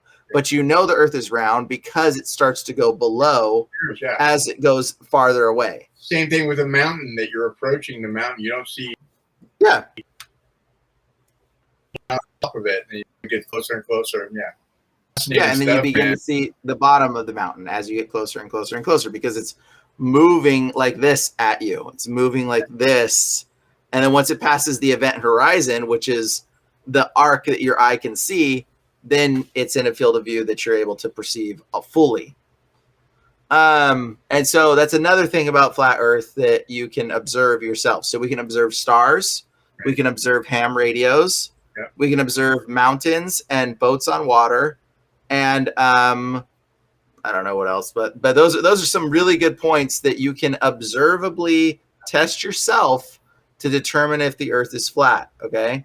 You can do it with laser beams and all kinds of stuff. People try to do these experiments and it never works out. Just do it. I'm just saying, there's everybody trying to experiment thing and do these advanced experiments. There's a ton of advanced experiments you can do, but these are ones that you can do yourself. Okay. Right. You can do these ones yourself and observe and look and see and watch. Okay.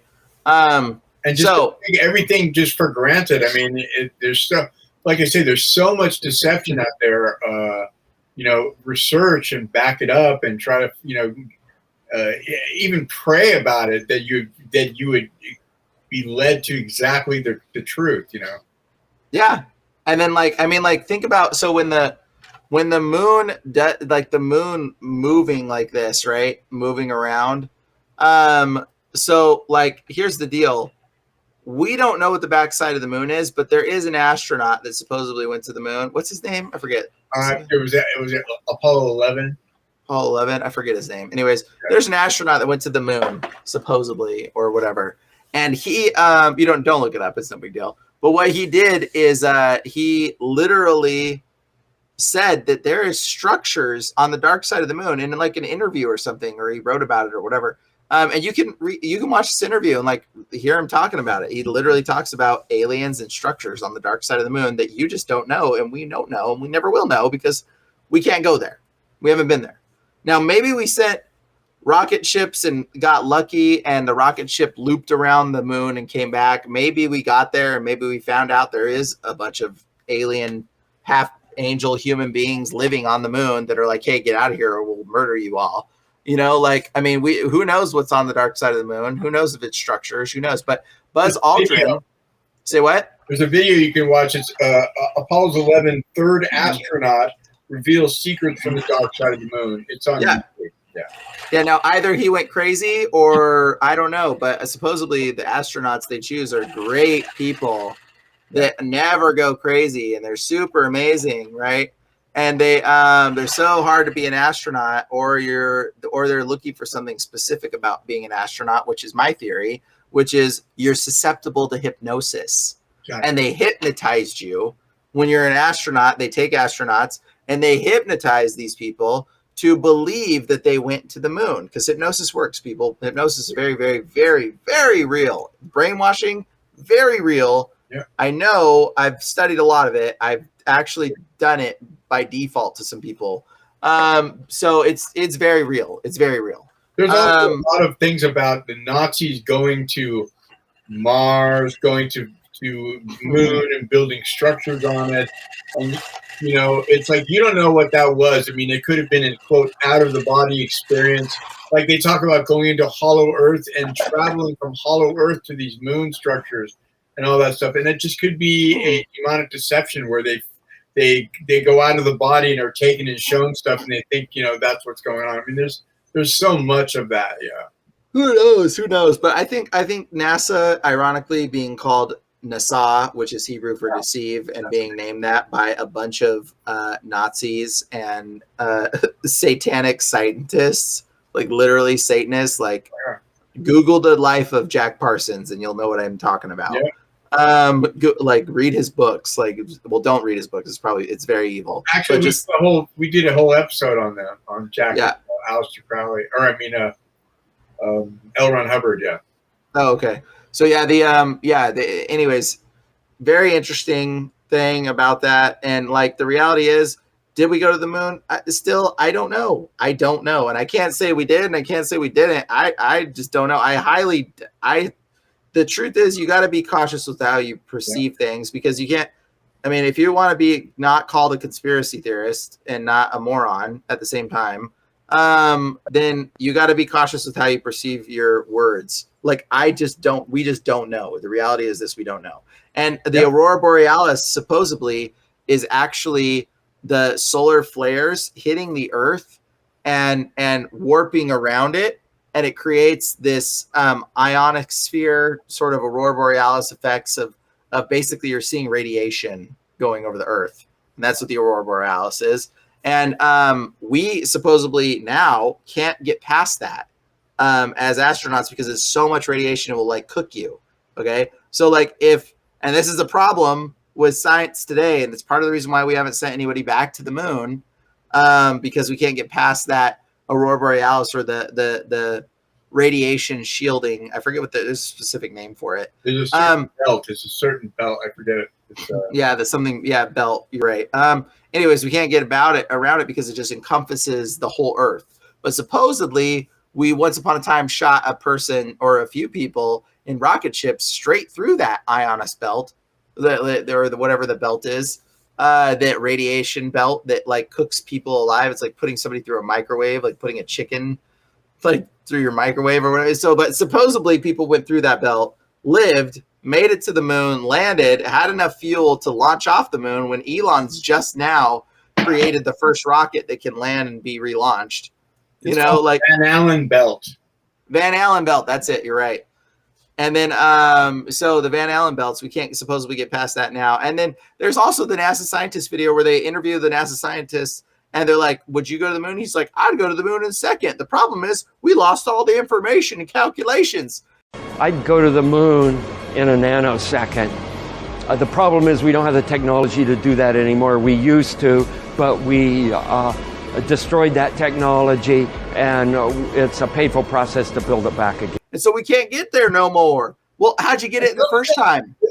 Like, how'd you get it in the first time? So, like, if we did it at all, and then ironically, another fishy thing about the moon is, I don't know if you guys know this, but the original footage of the moon, the video footage that they took of the moon, got accidentally given away to one of the employees who wrote over the footage. He filmed over the original footage and destroyed it. So the original footage got accidentally given to an ex-employee who wrote over the footage and destroyed it. The original, most prized footage possession of us going to the moon. That's called damage control.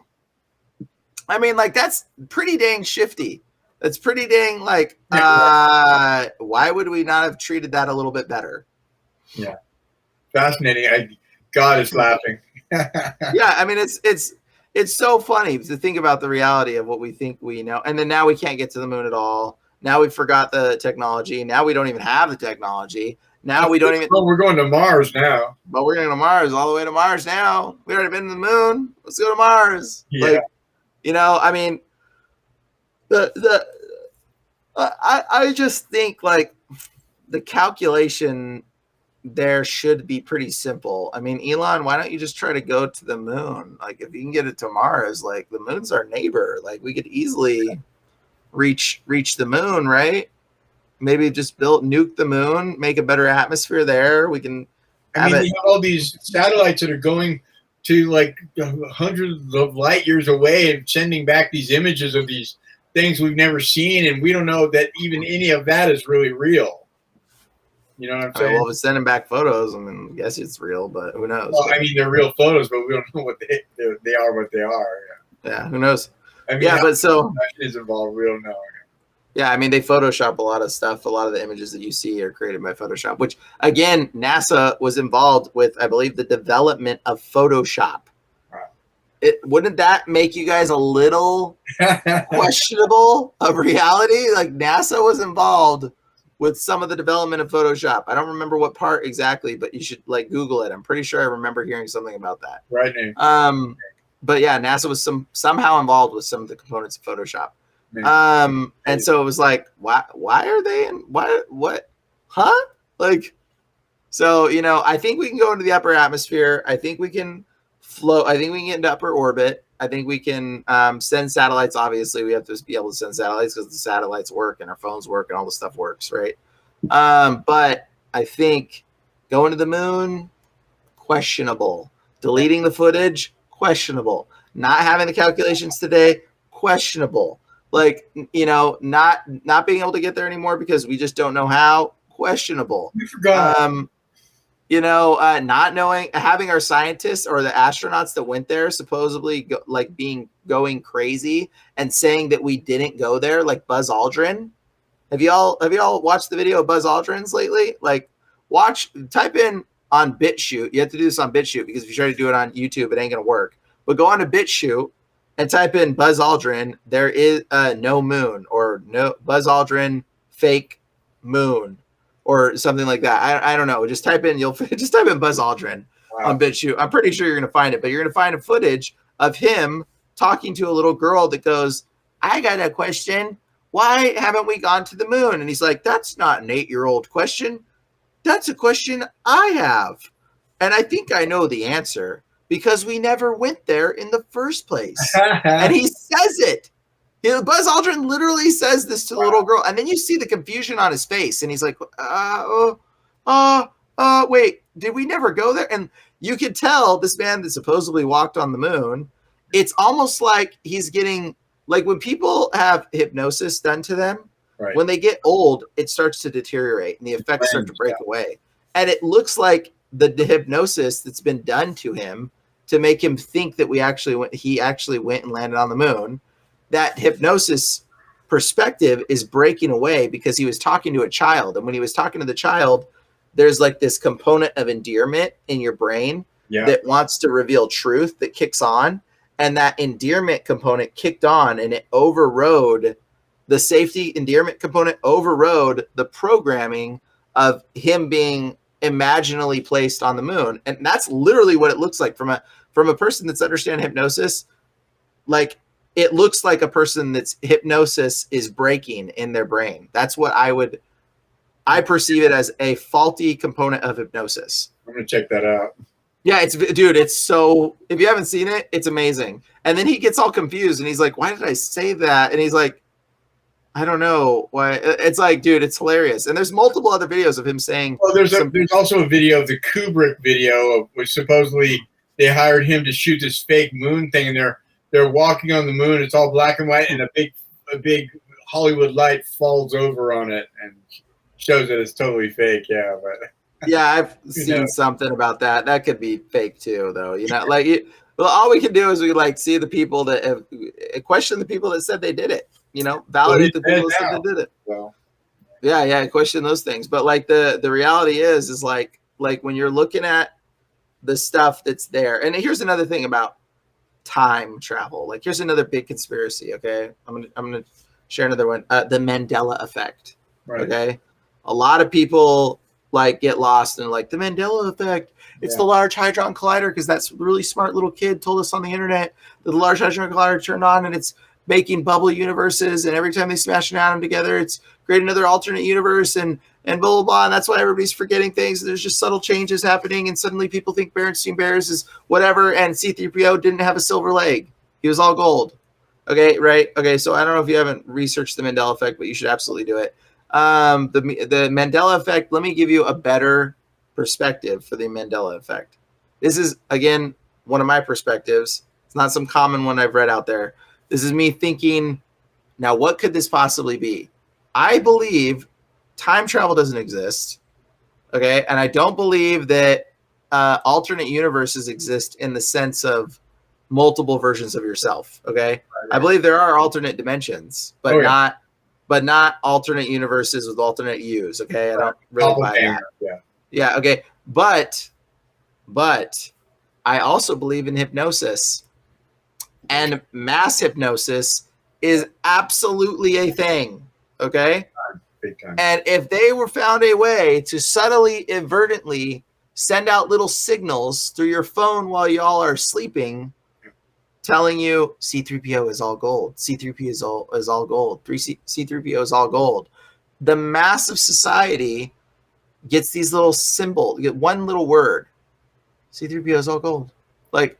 And they can do it so light that your mind can pick it up, or at such a frequency, at a heightened frequency that your brain doesn't really comprehend it, but yet your ears still hear it, right. And it still picks up. They can subvertently plant thoughts, images, concepts into people's minds.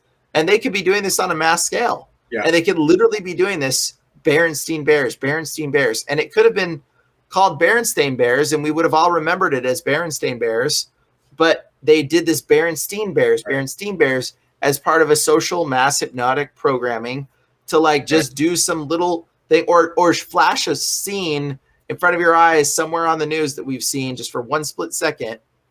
And that mass flashing has affected a large majority of people to the point where now half of the world remembers it one way and half of the world remembers it the other way.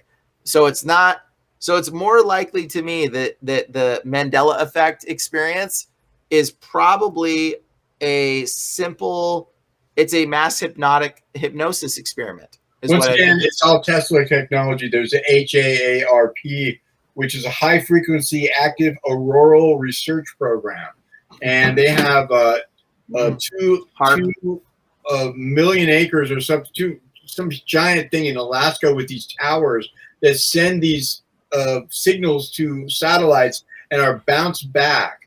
And that's what they say a lot of the chemtrail spraying of metals into what they're doing is they're weaponizing the environment, even us, because there's so many barium and all these metals that are sprayed in the chemtrails. And what that does was they can actually take a wand and wave it over your head and get the exact frequency that your mind processes thoughts on. And once they have that exact frequency, they can use HAARP to implant whatever they want, voices, images, whatever they want. And this is Tesla technology. So what you just said to me was like a whole lot of crazy. But research it. It's all over. Yeah, you can research it. Now I don't know. Like that sounds a little conspiracy to me. But at the same time, yeah, I've heard of HAARP. On it, yeah, I've heard of HAARP. So I haven't researched that fully, so I don't know, and I can't say that I, fully would buy into it. But it sounds crazy. But it doesn't mean the technology doesn't exist or it's not out there. But I will tell you, like when it gets into, when you get into chemtrails, that's again one of those ones that make you look like a nutbag. They make you look like a nutbag when you get into chemtrails, because the reality is when a plane is flying in the upper atmosphere, it's flying like 500 miles an hour. It's compacting the moisture that's resisting in the upper atmosphere. It's compacting it, and it's pushing these particles, and it's creating contrails that are actually leaving these little condensation trails of clouds. But they disappear.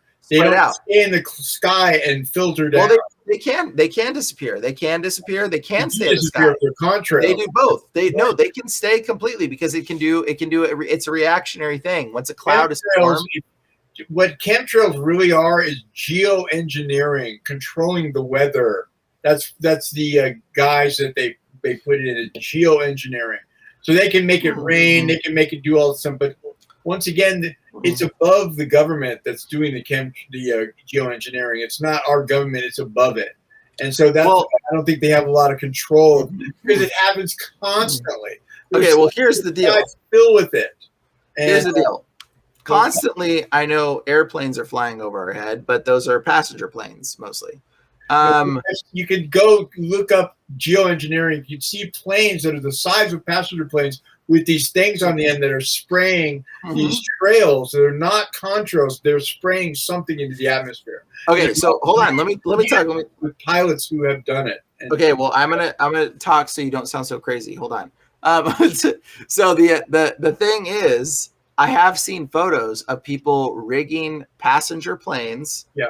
Where they actually. It's a passenger plane with the windows and the whole thing's gutted, and they put giant tanks in it. I've seen some photos like that. Yeah, that's exactly. And I'm like, I looked at those photos and I'm like, that is a little weird. Yeah. I'm not gonna lie, that's a really weird photo. Why would they have a photo like that where they gutted a passenger plane and they put it with tanks? Like, who knows what those are in those tanks, and why are they putting it in a passenger plane? Exactly right. Pretty freaking weird. But I do know that.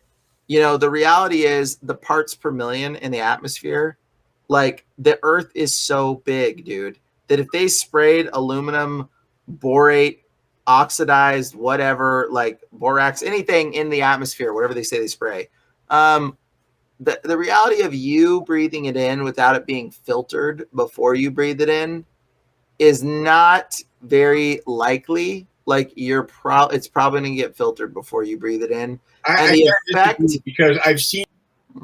Wait. Down. I've seen it filter down my windshield. I've seen it. Okay, wait. Okay, don't say those things. You sound crazy. Hold on. Okay, so here's the deal. The reality is the little particles that are floating down in the atmosphere, more than likely, you're not going to breathe them in at that distance, at that ratio. I know somebody that sprays crops, okay? And I've asked him these questions, and he's like, dude, I have to spray pretty low in order for the crops to get dusted properly. He goes, and if I sprayed something in the upper atmosphere, he said the wind and the turbulence and the there's a word for it, the wind things, whatever, he said would just take whatever I'm spraying away, and it wouldn't even touch anything. He said if you spray at a certain height, it's not even going to get down into you. He said more than likely it will just like there is a thing called cloud seeding. It's very real. You can look it up. Geoengineering. That's part of it. Geoengineering, cloud seeding, and they spray aluminum into the atmosphere, and it attracts this aluminum dust. Will literally cause clouds to form based on the aluminum light refracting in molecules in the upper atmosphere, or cold forming on the aluminum. you know, and it has some kind of reaction. I forget what the reaction is, but it actually does work. And there's another thing that NASA was involved with that creates clouds. And there's a dude, you can watch the dude. He goes, Google this. NASA's playing God creates clouds. Right. Okay. Google NASA's playing God creates clouds. There's the British BBC dude, I think he's the guy. He talks like that. NASA's playing God. He sounds like that when he does this. And they literally turn on this machine and it makes a giant, it's rocket fuel, just burning intense amount of rocket fuel, but it produces a cloud of hydrogen. Okay. And it's just, and it just goes up and then it becomes an actual cloud. Like it literally becomes a cloud. And then like a few hours later, it starts raining. The cloud does.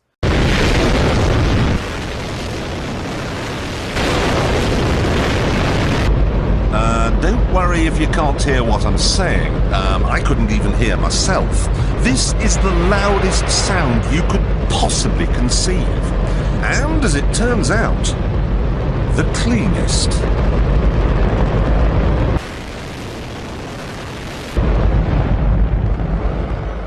Now, the most amazing thing is that cloud up there, which was generated by the engine, is just a mixture of hydrogen and oxygen. It's water vapor.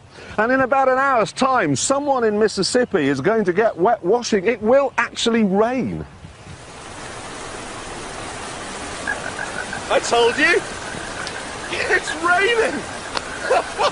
That's unbelievable! Oh, NASA's playing God! It's making its own weather. But it took a ton of fuel to burn to make this giant cloud, and then that cloud formed into a rain cloud shortly like thereafter. And they filmed the whole thing. And so you see the dude, and the guy's just like, what? So we've had the technology to make clouds, and we can make rain. It's a lot. It takes a huge machine to do it, but we can do it, and we can make rain. And so we can make clouds. And so we know how to do this. And we've been doing geoengineering stuff like this forever. So I don't know if the plane dropping aluminum is really to kill you or to affect you. Barium. Some people say they're dropping desiccated disease cells because it's about again, that's all rumors though. There's no way to like verify any of it. So again, right. It's conspiracy at that point. Yeah. So you can't say anything for sure, but when it comes to that, but we can say contrails, not chemtrails. Contrails are very real. Okay. There are some video footage of us spraying something in the upper atmosphere, but for what? I don't know. Do they think it's actually going to rain down and affect people? Maybe they do think it is. Yeah. You know why they're doing it? I don't know. Like we don't know. And to assume that it actually is affecting you is pretty unlikely. And also for those that believe in God, I will tell you this. The Bible says for those that believe, they will drink deadly poisons and it will not hurt them. So if you have any fear about whether you're breathing in some chemtrails that are poisonous, they're going to hurt you, according to the Bible, you can drink them and it ain't going to do nothing to you. So I don't think you need to have fear at all. Exactly. When it comes to the chemtrail situation, regardless, whether let's say they actually were doing something that was dangerous, you still don't need to have fear. I mean, if you actually believe, but that's according to the Bible, and that's if you actually believe. It also says if you believe, you will cast out demons in my name, and you will lay hands on the sick and heal. So maybe try casting out some demons and see if you actually believe before you try drinking deadly poisons. But it's a little safer one. Well, the thing about all the mind control and everything, that I studied that for years and years and years, and it became overwhelming at some points. And God kind of showed me something really interesting, and that was after a lot of prayer, he said, I felt like he was telling me, they can only push how far I allow them to. And that gave me a lot of peace. Because it's all his timing, not theirs. They love to think it's all their timing, just like they love to project the all-powerful concept that they control every element of the world, constantly blowing up in their face. God is still in control. He's still on the throne, child. Yeah. But I just love all this stuff. I mean, That's a good encouraging thought. I do question how much God allows his control over, because I think God's more of a loving God, that he allows us to make our own choices and do what we want. For hence the reason why he regretted making humanity and let the flood happen. But I still think either he's not mocked. Yeah. He regretted, it says he regretted making humanity. And then he flooded the whole earth and said he was going to blot out. He said he was going to blot out man from the earth, right? And he flooded the whole earth, right? Okay, so obviously God isn't sitting there trying to interfere with what we do. He's just like, I love you, and I want you to make your choice, and I'm going to let you be you. Yeah, he wants to guide you if you'll let him. That's all. Sure. You know, it says, in all your ways acknowledge him, and he shall direct your path. Yeah. So, you know, that's if you're wondering, you know, what to do, you always acknowledge God. You know, and actually the Holy Spirit is something, if you believe in that, he lives inside of you as a Christ follower. And this is something that it's part of the Trinity, but it gives you he instructs you. You can use him to find truth in things. He can guide you to give you an understanding, a discernment, which is so important in this world today, man, because everything is just like, it's all like a blender of chaos, you know. So, yeah, stuff, man. That's. I think we can stop there with a lot of this stuff. But this is conspiracies. Yeah. And what you need to do is, if you hear a conspiracy, don't jump on the bandwagon. Like, really think about it. Don't look like a fool. Yeah. Ask some thoughtful questions and go, search. Does this make sense? Is there actual evidence for these statements that I'm hearing? Right. Is there, and test the thing yourself. And if you can't test it yourself, and if you can't observe it yourself, you can don't speak about it. Like, I've got some theories. I mean, I've got some theories, but I'm not going to speak about them because I don't think that they're imperative, or I don't think that I can't prove them. So I'm not going to speak about them because, you know, I've got my theories on what I think some of the stuff is, but I there's no way to quantify it, and there's no way that's helpful to even discuss it. You know what I mean? If it's not helpful to people in the future is have an ability for people to make comments and to ask questions. So we're going to get to that point where we can start taking questions, because I love that. I love that a lot. Absolutely. That'd be cool. We're probably going to be revisiting some of the stuff we talked about, because there's whole other giant things we can go into about some of these subjects, but we're going on 5 hours now, so we're going to bring it to a close. Let's be done. But thank you so much, Brian. This is great. For sure. And forgive me for, you know, I mean, everything I say about some of the conspiracy stuff, I didn't necessarily agree with it or believe it, but, you know, I know about it, and it's good to just put it out there and to discuss. People have lost the art of discussing things because it's so crazy. Everyone is so on the right or the left or this and that and blah, blah, blah. It's all about discussing it and turning it over in your hands and looking at it and searching for the truth, instead of just being this rubber-brained thing where, oh, that doesn't fit my narrative, I can't even hear about it. You know, no. Let's talk about it. You know, it's about the art of and stuff. So preach it. Encourage that. Yeah. Dude, totally. Thank you so much for coming on, Vadio. Absolutely. Thanks for having me again. All right. Thank you guys for joining us. We'll be back for another crazy episode very soon. All righty, bro. All right. Take care, brother. All right.